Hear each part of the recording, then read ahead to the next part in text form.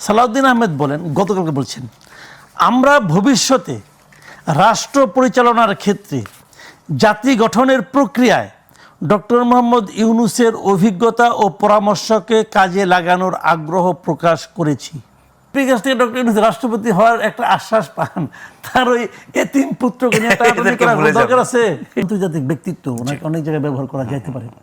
সমস্যাটা হলো ডক্টর ইউনূসকে ব্যবহার করা যায় না। ডক্টর ইউনূস নিজে অন্যকে ব্যবহার করে ফেলায়। টের পান নাই? এই আন্দোলনের সঙ্গে ওনার কোনো যোগাযোগ ছিল না। এই আন্দোলন না, বাংলাদেশের কোনো আন্দোলনের সঙ্গে গত 20 বছর 30 বছর আপনি দেখেন, কোনো আন্দোলনের সঙ্গে ডক্টর ইউনূসের কোনো সম্পর্ক নাই। সবাইকে ব্যবহার করে সে চালাইতেছে এখন। এই ডক্টর তার সেই যোগ্যতা, তার দ্বারা ব্যবহৃত হতে হয়। সর্বশেষ লন্ডন বৈঠকে প্রমাণ করে দিয়ে আসছে সে যে আমাকে ব্যবহার করা যায় না, আমি তোমাদের ব্যবহার করে ছেড়ে দিচ্ছি।